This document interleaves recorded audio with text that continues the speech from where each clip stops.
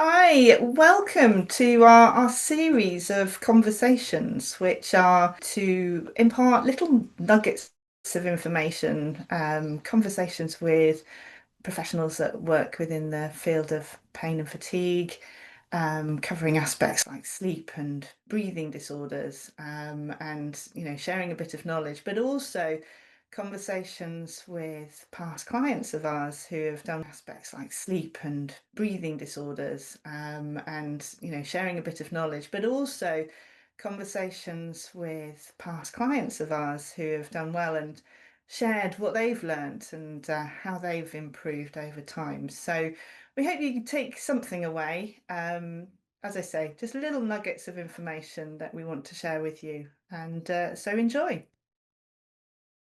Hello there and welcome. Thanks very much for being here. This is another one of our chats, our conversations that we're having. And today we have a very special guest. We've got Maxine Haylock, who is our specialist occupational therapist, but also Deputy Managing Director here at Vitality 360.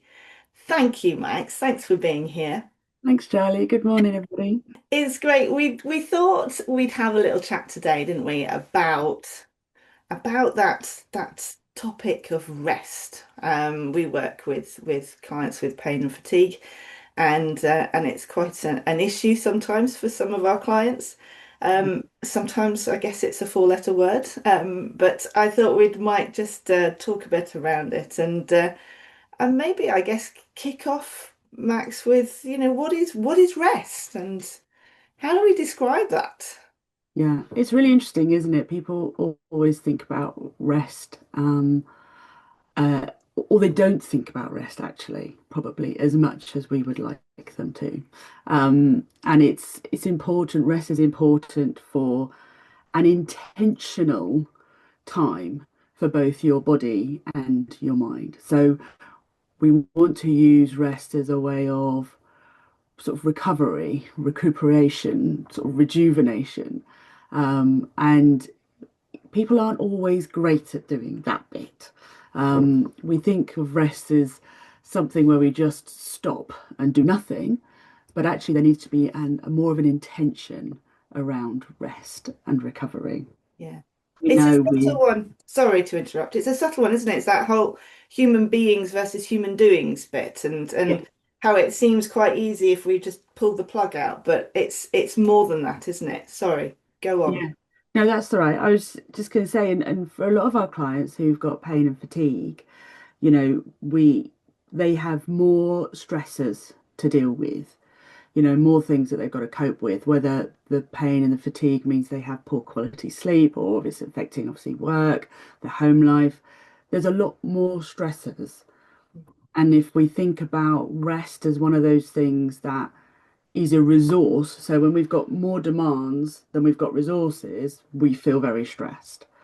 So if our ability to rest isn't particularly great, and we've got quite a lot of stressors, we need to increase that resource. We need to sort of explore rest in a more sort of intentional way to try and increase the quality of it. Yeah. Yeah. Um, Absolutely.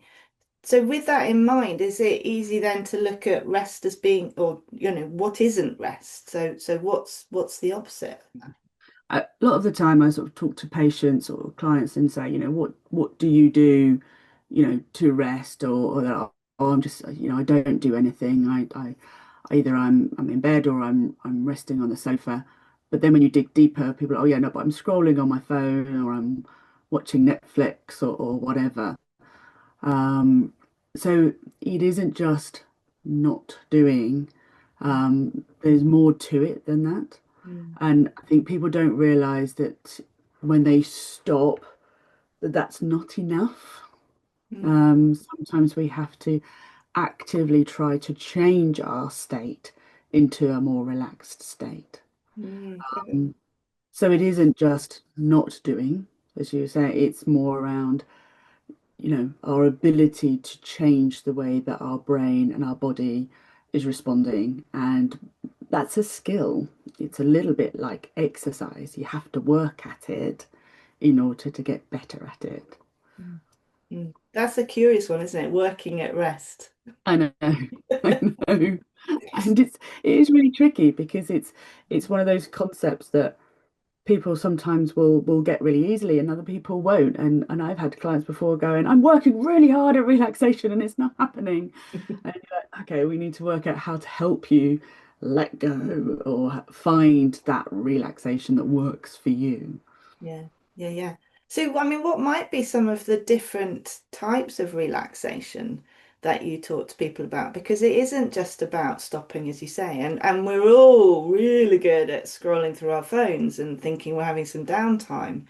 Yeah. But it's only after, I guess, we have those conversations that we realize they're not that recharging. No, absolutely. And I generally that people have more awareness these days. I think even in the last 10 years, there's been an increase in understanding. Obviously, mindfulness is a key um, sort of technique that people are more aware of. People say, oh, yeah, I've downloaded the Headspace app.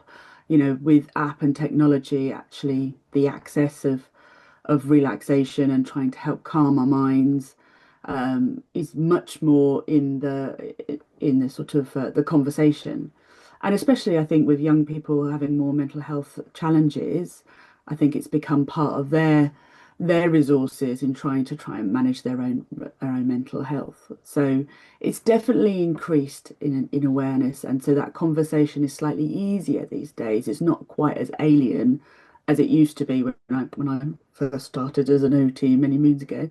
Mm, Um, so usually I sort of explore what their understanding is, what their knowledge is, what have they tried, because sometimes people have gone, oh yeah, I've tried that, it didn't work. mm, Um, but so I talk about that there's lots of different techniques mhm, so that people know that actually there's different things available, and actually it's about trying to find the one that fits you. mm, mm, And for some people it might be mind quieting, the fact that their mind feels busy, they can't control it. They feel like it's, running away with them or it's always chattering along. And so, mm, sometimes working on mindfulness meditation to help control and focus that mind can be useful, but mm, also sometimes drawing it away and focusing on the body instead can be mm, useful. So we don't always know what is going to work. So it's about exploring it with the person. mm, mm, Again, I keep comparing it to exercise, but it's the same way. We don't all like the same kind of exercise. mm, Not everybody likes going for a run. I hate running. Some people like going to the gym, some people like swimming, some people, we all have different preferences in the way that we move our body. mm, So we're all going to have different preferences in the way that we rest and recoup our body and mm, recover. mm, mm, So it's about exploring really what is their need, what is it they want, what have they done. And we want to look at more formal types of relaxation. So, as occupational therapists, we've done training in learning different types of relaxation and learning about what is the best kind for different people, knowing what the risks are, knowing what the challenges are. Um, and thinking about more physical, sort of progressive muscular relaxation, autogenic relaxation, as well as more, mindfulness meditation, sort of guided imagery, looking at technology, things like brain training, sort of the binaural beats meditation, looking at things like grounding techniques, trigger words, anchoring. There's loads and loads of different things that we can explore with a client to find out what works. mm. Gosh, such a variety, isn't there? And you're absolutely right. It reminded me of how, we all, and even how our mood can change, can't it? So, you mentioned the use of apps, and by the way, obviously there's other apps other than Headspace available to test and to try and to experiment with. But even, types of music, we probably all have a different mood for Yeah. or music for mood even. So some with a beat and some without a beat, some more classical, some more jazz, something like that. Mm. And sometimes within ourselves that varies. And I guess what you're talking about beautifully there is about having a repertoire or a number of different tools almost to sort of go, actually, today is not a mindfulness meditation kind of day. Let's just get some, relaxing music on instead, or listen to an audiobook or something. Yeah, absolutely. And I think I've learned over the years finding things that work for me when, when I'm feeling particularly stressed, busy, my mind's going. I find using things like binaural beats. I love a thunderstorm and a rainstorm. I'll listen to that, and that will help my mind focus on that and allow me to relax. Mm, Other times, like you say, I'll do more. I notice more physical tension, so I'll do something more like, a progressive muscular technique or something like that. mm, And also, I know I'm not always great at it. There's days where it works. It's like exercise. There's days where you go out and you think, oh, this is good. And others go, it's not happening. It's just mm, not working, mm, mm, and absolutely. finding other forms. Mm, And it was interesting. I was reading recently, even something like reading. If you're reading a book, it's the same sort of idea of bilateral brain stimulation that they use in trauma therapy, like EMDR. mm, So activating both hemispheres of the brain helps to regulate our emotions. So even reading a good book sometimes is can be enough. mm, Um, but we have to look at, people say, well, I enjoy watching TV or I enjoy, listening to music. And again, it's the same kind of idea of finding out what kind of TV are you watching. If you're watching horror and thrillers, not as relaxing as if you're watching, other sort of All Creatures Great and Small or other TV programs. But, sometimes it's taking a deep dive into preferences and things like that. yeah, Um, yeah, so we want to get to know the person as well to sort of think about what's right for them. yeah. So it's very much personal. It's very much individual. And I guess that's where we're coming from through and through, isn't it? Yeah, And very much. yeah. So any final hints, any final tips on rest, our subject for today? I think it's for what I always say to people is in the way that we look at the quality of our doing, we also want to look at the quality of rest. Increasing your quality of your rest will help to feel more, you've got more of a resource to help manage.